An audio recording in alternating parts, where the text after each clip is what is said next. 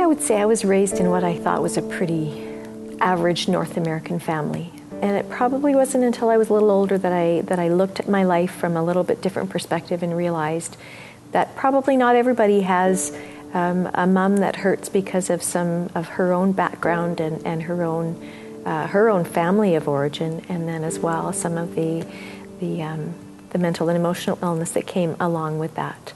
Not to mention a dad who was sweet and gentle and loving, but the product of a broken home himself. Probably what I remember the most growing up was growing up in a marriage that just always felt tenuous. My parents fought a lot for their marriage. My dad fought a lot for a marriage that was not easy. I think I felt like I wanted to fit in. I wanted to feel like I was important. And it wasn't that my parents were neglectful or abusive. They just didn't have all the tools in their toolbox to really reinforce who each of their children were as individuals. And so I felt like I tiptoed around the edges a lot and tried to avoid stirring up any conflict. And if I look back at my growing up years as a kid, I think I just never really felt like I fit with people. I was always a little bit more comfortable by myself. And I kind of think that has to do with that avoiding conflict and keeping my heart safe, really.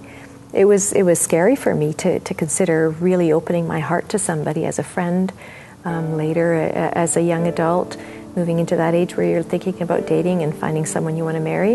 It was a scary thing for me to open up my heart and my emotions and risk being hurt, because I saw so much hurt around me in my family. I probably would say the deepest longing of my heart, if I put it into words now, was to be known and seen and loved.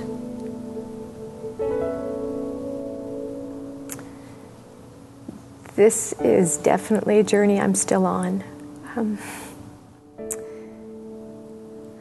I met Christ as a young girl.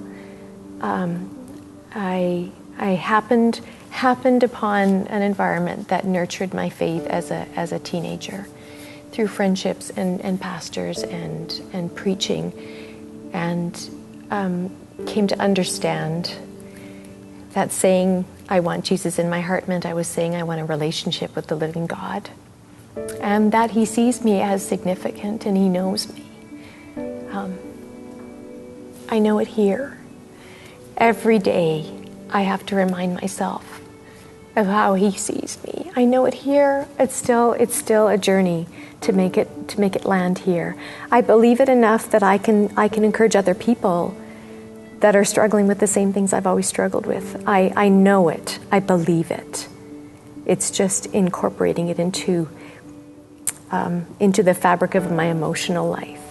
That's a day-to-day choice. It's a choice. It's a decision I make.